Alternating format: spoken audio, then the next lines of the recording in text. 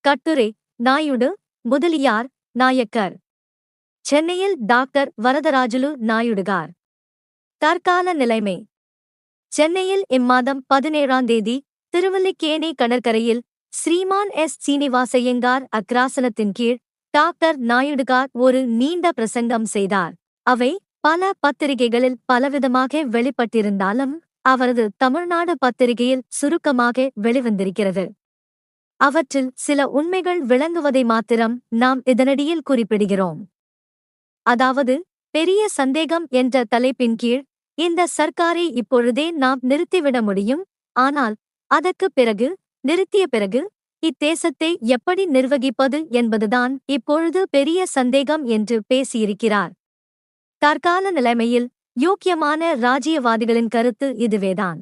ஏனெனில் நமது தேசத்தில் ஒருவன் உயர்ந்தவன் என்றும் பிராமணன் என்றும் மற்றவன் தாழ்ந்தவன் என்றும் சண்டாளன், பார்க்கக்கூடாதவன், தெருவில் நடக்கக்கூடாதவன் என்றும், ஒரு மதம் உயர்ந்த மதம், மற்றொரு மதம் தாழ்ந்த மதம், ஒரு வகுப்பார்தான் மூளை உள்ளவர்கள், மற்ற வகுப்பார் மூளை இல்லாதவர்கள் என்று சொல்லிக்கொண்டு அவனவன் சுயநலத்துக்காக மானம், கற்பு, மனச்சாட்சி இவைகளை வெற்று ஏழை மக்களை நசுக்கி பிழைத்துக் கொண்டிருக்கிற காலத்தில் இந்த சர்க்கார் நின்று போனால் தேசம் என்னகதி அடையும் என்பதை யோசித்து பார்த்தால், இந்த சர்க்காரை நடைபெற ஒட்டாமல் செய்கிறோம், வெள்ளைக்காரரையே ஓட்டி விடுகிறோம் என்று சொல்லி ஓட்டு கேட்பவர்கள் எவ்வளவு அயோக்கியர்கள் என்பது விளங்கும். இந்த உண்மையே டாக்டர் நாயுடுகார் தைரியமாய் எடுத்துச் சொன்னதற்கு நாம் அவரை பாராட்டுகிறோம். அடுத்தபடியாக, முறைகள் என்ற தலைப்பின் கீழ் காங்கிரஸ் முன்னிருந்த நிலைமையில் இப்பொழுதில்லை, அதில் முன்னிருந்த கட்டுப்பாடுகளும் இப்பொழுதில்லை என்று சொல்லியிருக்கிறார். இதையும் அவர் தைரியமாய் எடுத்துச் சொன்னதற்கு நாம் பெரிதும் பாராட்டுகிறோம். ஏனெனில் காங்கிரஸ்வாதிகள் என்போர்கள் காங்கிரசின் குற்றங்களை எடுத்துச் சொன்னால் பெரிய பாவமென்றும் தேசத்துரோகம் என்றும் சொல்லி ஏமாற்றும் பார்ப்பனர்கள் மத்தியிலிருந்து கொண்டு காங்கிரசின் ஊழல்களை எடுத்துச் சொல்வதென்றால் அதற்கு மிகவும் தைரியம் வேண்டும்.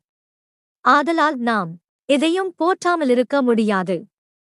மற்றொரிடத்தில் சட்டசபைக்கு செல்லுபவர்களால் ஒன்றும் செய்ய முடியாது என்று சொல்லிவிட்டு ராயல் கமிஷன் வருவதற்கு முன்பு நமது அபிப்பிராயங்களை சட்டசபைகளில் சரியாய் தெரிவிக்க உதவும் என்று சொல்லியிருக்கிறார். இதுவும் உண்மையான விஷயம்தான். இப்போது சட்டசபைக்கு போகிற பார்ப்பனர்கள் கருத்தும் அதுதான். ஏனெனில் இப்பொழுது கொடுத்திருக்கும் சீர்திருத்தம் நமது மாகாணத்தில் பார்ப்பனரல்லாதார் கொஞ்சமாவது முன்னேறுவதற்கு உதவி செய்திருக்கிறது. பார்ப்பனரல்லாத மந்திரிகள் நிர்வாகத்திற்கு வரவும், பார்ப்பனரல்லாதாரில் சிலருக்காவது உத்தியோகம், பதவி முதலியவைகள் ஏற்படவும், அதன் மூலம் பார்ப்பனரல்லாதார் சுயமரியாதை காப்பாற்றப்படவும் அது உதவியாயிருக்கிறது. ஆதலால் 1929ஆம் வருடம் வரும் ராயல் கமிஷனில் நமது பார்ப்பனர் தேசத்தின் பேரால் சட்டசபைக்கு வந்ததாகச் சொல்லிக் கொண்டு இதுவரை பார்ப்பனரல்லாதாருக்கு ஏற்பட்டிருக்கும் நன்மைகளை அழிக்கவும், கொஞ்சமாவது கொடுத்திருப்பதாய்ச் சொல்லும் அதிகாரங்களை திருப்பி எடுத்துக் கொள்ளச் செய்து சர்க்கார் மூலம் தங்களுக்கே உத்தியோகமும் பதவியும் பெரிய சம்பளங்களும் கிடைக்கும்படியாக பாடுபடவும், வகுப்புவாரி பிரதிநிதித்துவம் கூடாது, எல்லாவற்றிற்கும், எல்லா வகுப்புக்கும், எல்லா மதத்திற்கும் பார்ப்பனர்கள் தாங்களே பிரதிநிதியாய் இருந்து கொண்டு மற்றவர்களை மிலேச்சர், தீண்டப்படாதவர் என்று சொல்லிக்கொள்ள சௌகரியம் ஏற்படுத்திக் கொள்ளலாம் என்பதும்தான் அவர்கள் கவலை. அதற்காகத்தான் இப்போது சட்டசபைக்கு போக இவ்வளவு தந்திரங்கள் செய்வது என்பது தெளிவாய் விளங்க டாக்டர் நாயுடுகாரின் மேற்கூறிய வார்த்தைகள் போதுமானது. பட்டதாரிகள் என்ற தலைப்பின் கீழ் தேர்தலுக்கு காங்கிரஸ் அபேட்சகர்களை தெரிந்தெடுக்கும்போது சிறந்த தேசாபிமானிகள் அபேட்சகர்களாய் கிடைக்கவில்லை என்று சொல்லியிருக்கிறார். இதுவும் சத்தியமான வாக்கென்றே சொல்லுவோம். காரணம், அவர் என்ன சொல்லியிருந்த போதிலும் கூட சிறந்த தேசாபிமானிகள் காங்கிரஸ் அபேட்சகர்களாய் கிடைக்கவில்லை என்பது மிகவும் சத்தியமானது. ஏனெனில் காங்கிரஸில் தேசாபிமானிகள் இல்லை என்பதை ருஜுப்படுத்த இதைவிட வேறு எதையும் அவர் சொல்லியிருக்க முடியாது. ஜமீன்தாரர்கள் என்ற தலைப்பின் கீழ் பணக்காரருக்கு ஓட்டு கொடுக்கக்கூடாது என்று சொல்லியிருக்கிறார். இதுவும் சரியான விஷயம். பணக்காரர்கள் சட்டசபைக்கு போனால் தங்கள் நிலைமையாகிய பணக்காரர்கள் நன்மைக்குத்தான் பாடுபடுவார்கள். ஏழைகளைப் பற்றி கவனிக்க மாட்டார்கள் என்பதுதான் அதன் தத்துவம். பார்ப்பனரல்லாதார் என்ற தலைப்பின் கீழ் ஜஸ்டிஸ் கக்ஷி பார்ப்பனரல்லாதார் முன்னேற்றத்திற்கு என்று ஸ்தாபிக்கப்பட்டது என்று சொல்லியிருக்கிறார். இதை டாக்டர் நாயுடுகார் ஒப்புக்கொண்டதற்கு பார்ப்பனரல்லாதார் அவருக்கு நன்றி செலுத்த கடமைப்பட்டுள்ளார்கள். ஏனெனில் நமது பார்ப்பனர் சில காலங்களுக்கு கூலி கொடுத்து ஜஸ்டிஸ் கட்சி, சர்க்கார் கட்சி, உத்தியோக வேட்டை கட்சி, ஒரு சில பதவிக்கு ஏற்பட்ட கட்சி என்று எழுதியும் பேசியும் வரும்படி செய்து பார்ப்பனரல்லாதார் கட்சியே அடியுடன் ஒழிக்க கங்கணங்கட்டிக் கொண்டு வேலை செய்யும் சமயத்தில் நமது டாக்டர் நாயுடுகார் அவர்கள் ஜஸ்டிஸ் கட்சி பார்ப்பனரல்லாதார் முன்னேற்றத்திற்காக ஏற்பட்ட கட்சி என்று சொல்லி பார்ப்பனர்களின் சூழ்ச்சிகளும் தந்திரங்களும் அடங்கும்படி கர்ஜித்ததற்கு நன்றி பாராட்ட வேண்டியது நமது கடமை. அல்லாமலும் பார்ப்பனரல்லாதாருக்கு சர்க்கார் உத்தியோகங்கள் அதிகமாக கிடைப்பதன் மூலமாய்த்தான் முன்னேற முடியுமென்று அறிவித்துவிட்டே அவர்கள் வேலை செய்து வருகிறார்கள். ஆதலால் உத்தியோகம் பெறுவது தங்கள் கொள்கை என்று பகிரங்கமாகச் சொல்லும் ஒரு கட்சியாரே எப்படி பதவி வேட்டைக்காரர் என்று சொல்ல முடியும் என்று வினவியிருக்கிறார். இது பார்ப்பனருக்கு மாத்திரம் அல்லாமல் பார்ப்பனரல்லாதாரிலேயே சில பைத்தியக்காரர் பார்ப்பனரல்லாத கட்சியினரை பதவி வேட்டைக்காரர் என்று சொல்லித் திரிவோர்களுக்கும் புத்தி வரும்படி செய்திருக்குமென்றே நினைக்கிறோம். பூர்வீக பிராமணர் என்ற தலைப்பின் கீழ் இப்போது பார்ப்பனர்களே எங்கு பார்த்தாலும் உத்தியோகங்களில் நிறைந்திருப்பதால் தங்களுக்கும் உத்தியோகம் கிடைக்க வேண்டுமென்று ஜஸ்டிஸ் கட்சியார் கேட்கிறார்கள். தங்களுக்குரிய பங்கை கொடுக்கும்படி ஒருவர் கேட்கும்போது அதை பதவி வேட்டை என்று எப்படிச் சொல்ல முடியும் என்றும் சொல்லியிருக்கிறார். இது ஒரு வகுப்பார் உரிமை கேட்பதால் தேசம் கெட்டுப் போகுமென்று சொல்லித் திரிபவர்களுக்கு சரியான பதிலாகும். பார்ப்பனரின் கொடுமை என்ற தலைப்பின் கீழ் வெள்ளையர்களிடம் இந்தியர் என்ன கேட்கிறார்களோ அதையேதான் பார்ப்பனர்களிடம் பார்ப்பனரல்லாதார் கேட்கிறார்கள் என்று சொல்லியிருக்கிறார். அல்லாமலும் குருகுல போராட்டத்திலிருந்து நான் பார்ப்பனர்களிடம் வைத்திருந்த நம்பிக்கையை இழந்துவிட்டேன் என்றும் பார்ப்பனர்களது கொடுமைகளின் காரணமாகவே தமிழ்நாடு காங்கிரஸ் நிர்வாக கமிட்டி அங்கத்தினர் பதவியை ராஜினாமா செய்துவிட்டேன் என்றும் சொல்லியிருக்கிறார். இதனாலேயே காங்கிரஸ் பார்ப்பனர்கள் ஸ்தாபனம் என்பது யாவருக்கும் நன்றாய் விளங்கும். இல்லாவிட்டால் பார்ப்பனர்கள் கொடுமைக்காக ஒருவரும் காங்கிரஸ் பதவியிலிருந்து விலகவே மாட்டார்கள் என்பதை யாவரும் சுலபத்தில் உணரலாம். ஜஸ்டிஸ் கட்சிக்கு வேண்டுகோள் என்ற தலைப்பின் கீழ் வகுப்புவாரி பிரதிநிதித்துவம் நல்லதல்ல, ஆனால் தங்களுடைய நன்மைக்கு ஆபத்து வராமல் காத்துக்கொள்ள தற்கால ஏற்பாடாக ஏதாவது ஒன்றைச் செய்து கொள்ளலாம் என்றும் ஒருவருக்கொருவர் நம்பிக்கை ஏற்படுகிற வரையில் இம்முறையை கைக்கொள்ளலாம் என்றும் ஜஸ்டிஸ் கட்சியாருக்கு வகுப்புவாரி பிரதிநிதித்துவத்தை விட முடியாது என்ற எண்ணமிருந்தால் அவர்கள் காங்கிரஸில் வந்து ஏன் வற்புறுத்தக்கூடாது? அவ்வாறு செய்யும்படி அவர்களே ஜஸ்டிஸ் கட்சியாரை கேட்டுக்கொள்ளுகிறேன் என்றும் சொல்லியிருக்கிறார். இவற்றில் மேற்கூறிய இரண்டொரு வார்த்தைகளைத் தவிர மற்றவைகளை மாத்திரம் நாம் ஆதரிக்க முடியாதிருப்பது பற்றி வருந்துகிறோம். டாக்டர் நாயுடுகார் வகுப்புவாரி பிரதிநிதித்துவம் தப்பு என்றாலும் ஒருவருக்கொருவர் நம்பிக்கை ஏற்படும் வரை தற்கால ஏற்பாடாக ஏதாவதொன்றைச் செய்து கொள்ளலாம் என்று சொல்லுகிறார். அது எது? என்ன செய்து கொள்ளலாம் என்று சொல்லியிருந்தால் நன்றாயிருந்திருக்கும்.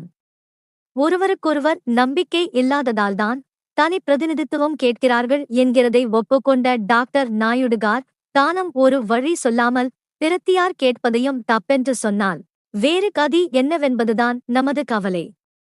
ஆனால் சமீபத்தில் டாக்டர் நாயுடுகார் அவர்கள் இரண்டோர் இடங்களில் பேசியபோது சில வகுப்பாருக்கு வாக்காளர் தனி தொகுதியும் கூட கொடுக்க வேண்டுமென வற்புறுத்தியுள்ளார். சில இடங்களில் பேசும்போது ஜஸ்டிஸ் கட்சியார் கேட்கும் வகுப்புவாரி பிரதிநிதித்துவம் தப்பு அல்ல என்றும் சொல்லியிருக்கிறார். நாமும் இரண்டொரு சமயத்தில் டாக்டர் நாயுடுகாரின் அபிப்பிராயத்தைப் பற்றி எழுதும்போது டாக்டர் நாயுடுகார் வகுப்புவாரி பிரதிநிதித்துவம் அடியோடு கூடாதென்று சொல்லவில்லை என்றும் அதில்லாமல் வேறு வழியில் வகுப்புவாரி பிரதிநிதித்துவத்தின் கருத்தை பூர்த்தி செய்ய முடியுமாவென்று பார்க்கிறார் என்றும் முடியாவிட்டால் அவர் என்ன செய்வாரென்பது நமக்கு தெரியுமென்றும் எழுதியிருந்தோம். ஆதலால் அவர் தற்கால நிலையில் வகுப்புவாரி பிரதிநிதித்துவ கொள்கைக்கு விரோதியல்ல என்பதும் அதனுடைய வழிகளில்தான் கொஞ்சம் குழப்பமாயிருக்கிறார் என்பதும் நமது நம்பிக்கை. அப்படியில்லாவிட்டால் ஜஸ்டிஸ் கட்சியாருக்கு வகுப்புவாரி பிரதிநிதித்துவம் கேட்க சுதந்திரம் உண்டென்றும் காங்கிரஸில் வந்து கேட்கும்படியும் சொல்லியிருக்க மாட்டார். ஆனால் பார்ப்பனரல்லாதார் 7 பேரும் பார்ப்பனர் 2 பேருமாயிருக்கும் காங்கிரஸ் நிர்வாக சபையிலிருந்து டாக்டர் நாயுடுகார் போன்ற வீரர்களே பார்ப்பனர் கொடுமையை சகிக்க மாட்டாமல் மனம் நொந்து அதை விட்டு விலக வேண்டிய அவசியம் நேர்ந்திருக்கும்போது ஜஸ்டிஸ் கட்சிக்காரர்கள் எத்தனை பேர்கள்தான் காங்கிரசுக்குள் வந்தாலும் பார்ப்பனர் கொடுமையிலிருந்து தப்ப முடியுமா? அல்லாமலும் காங்கிரசிலிருந்து வகுப்புவாரி உரிமையை வற்புறுத்தும்படி டாக்டர் நாயுடுகார் கேட்டுக்கொள்ளுகிறார். இதுவும் நமக்கு ஆச்சரியமாகவே இருக்கிறது.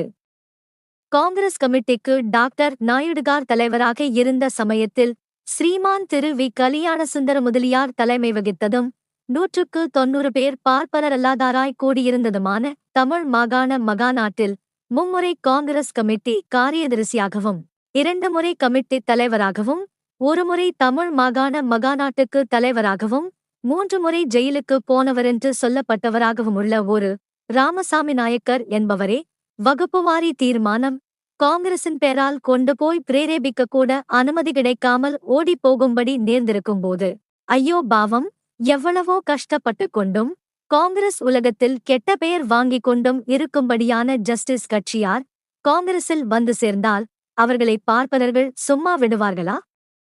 இந்நிலைமையில் இது ஆகிற காரியமா? ஒரு சமயம் தமிழ்நாடு கமிட்டியில் ஒப்புக்கொண்டாலும் அகில இந்திய காங்கிரஸில் ஒப்புக்கொள்ளும்படி பார்ப்பனர் சம்மதிப்பார்களா?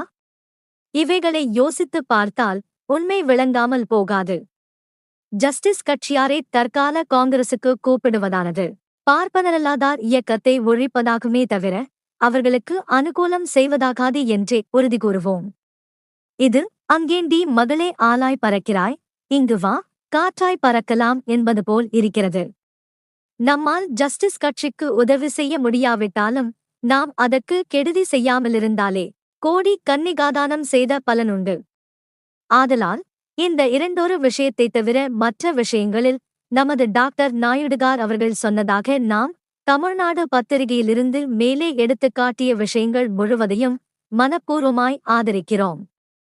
இதற்கு முன் ஸ்ரீமான் திரு வி கலியாணசுந்தர முதலியார் அவர்கள் எழுதிய இந்தியாவின் தலையெழுத்து என்ற விஷயமும் குடியரசு எழுதிவரும் விஷயமும் டாக்டர் அவர்கள் சொன்னதாக இதில் எடுத்தாண்டிருக்கும் விஷயமும் பார்ப்பனரல்லாதார் என்கிற விஷயத்தை பொறுத்தவரையிலும் தற்கால காங்கிரசின் யோக்கியதையை பொறுத்தவரையிலும் ஜஸ்டிஸ் கட்சியை பொறுத்தவரையிலும் யாதொரு அடிப்படையான வித்தியாசமும் இருப்பதாய் நாம் நினைக்கவில்லை. ஆனால் நாம் பச்சை தமிழில் எழுதுகிறோம், பேசுகிறோம். டாக்டர் அவர்கள் ராஜதந்திர தமிழில் எழுதுகிறார், பேசுகிறார். ஸ்ரீமான் முதலியார் அவர்கள் சங்கத்தமிழில் எழுதுகிறார், பேசுகிறார். இதுதான் வித்தியாசமே தவிர வேறில்லை. பல காரணங்களால் பலருக்கு பச்சைத்தமிழ் வராது. இதற்காக வேண்டி ஒருவரும் கலக்கமுற வேண்டியதில்லை. தேர்தல்கள் சமீபித்து விட்டன, சூழ்ச்சிகள் மலிந்து விட்டன. தமிழ் மக்கள் பாஷை வித்தியாசத்தை பார்த்து கொண்டிருப்பது பைத்தியக்காரத்தனம். திருட்டுப்போன பின்பு கதவை தாழ்போடுவதில் பயனில்லை. ஆதலால் பார்ப்பனரல்லாதார் உடனே ஒன்று கூடி தேர்தலில் தங்கள் சமூக முன்னேற்றத்திற்கும் சமூக கட்டுப்பாட்டிற்கும் பத்திரத்திற்கும் சுயமரியாதைக்கும் பங்கமில்லாதபடி நடந்து கொள்ள வேண்டியது ஒவ்வொரு பார்ப்பனரல்லாதாரின் முக்கிய கடமையாகும் என்று தெரிவித்துக் கொள்கிறோம். குடியரசு கட்டுரை, ஆகஸ்ட் 1, 1926.